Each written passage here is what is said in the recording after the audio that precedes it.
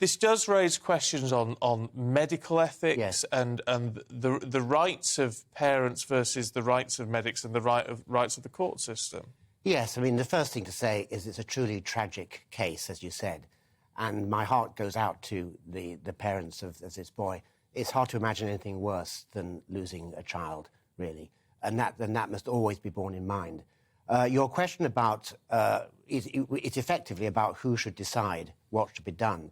Now, in general, every effort is made to bring about agreement between parents and doctors when it comes to treatment and when it comes to decisions about when treatment will be futile, whatever futile might mean here. In rare cases when there's no agreement, it will go to court.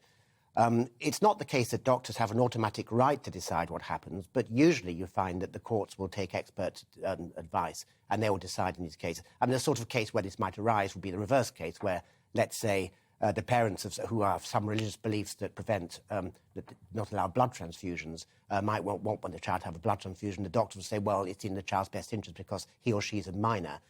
In this case, it's the reverse case, but it's the same sort of thing. And I think basically the question is, what is in the best interest of the patient? Clearly, there was a disagreement about what was in Archie's best interest. Was to live, if live is the right word, in this state of, let's say, organ support, as some would put it, or was it to be allowed to die? And clearly the disagreement came down to that. I've got an email here from Anna Firth's office. She's the MP for Archie Battersbee's family. It's in Southend West in Essex. And she sent me this email yesterday saying that, the frontline workers in the Royal London Hospital were there for Archie. They cared for him. They did their very, very best. But she did say that she thinks there are serious lessons to be learnt from this case. Any decision about removing a child from life support, she says, should be made also with those who love them very dearly. So it does raise that question, doesn't it? There was this big issue in this case about whether or not Archie was brainstem dead, and the doctors said that they considered him to be so. The family didn't want to believe that, did they? They were still clinging on to hope, and that's what caused the issue in this case. Well, there's a factual question about brainstem death, and I know there's been a controversy about whether he had been diagnosed as brainstem death, and indeed what that actually means and what its philosophical implications are. But then there's the question about who should decide what should happen. Clearly, best practice dictates that decisions are made taking into account the wishes and views of all concerned. That would include the parents and the patient, if possible, though not, of course, in this case. And that would clearly be desirable. You want to have a discussion that doesn't lead to courts. If it comes to court, there's been a sort of failure. The trouble is, though, that no doctor can be obliged or compelled to offer treatment that they do not consider to be of any practical benefit. And doctors are, on the whole, that they're obviously fallible, they can be wrong, but on the whole, they are the experts about what is medically appropriate, leaving ethical questions aside, which doctors are no more expert in than anybody else. And in this sort of case, well, doctors decided it wasn't in the best interest of the child. Now, here the question is, well, what do we mean by that? Some would say that the child was alive in the sense that his organs were being kept going.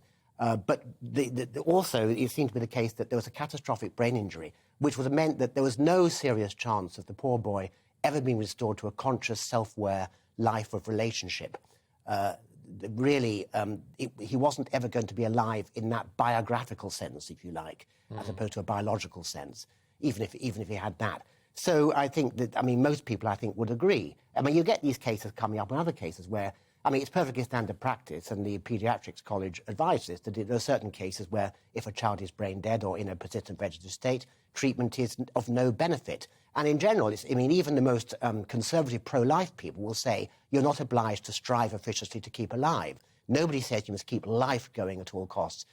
I think the disagreement came around to, if you like, ethical issues around that. And it was terrible, and the whole situation is terrible, and it was a failure that came to court. But in the end, you can't actually have relatives deciding what should happen. That's unfortunate.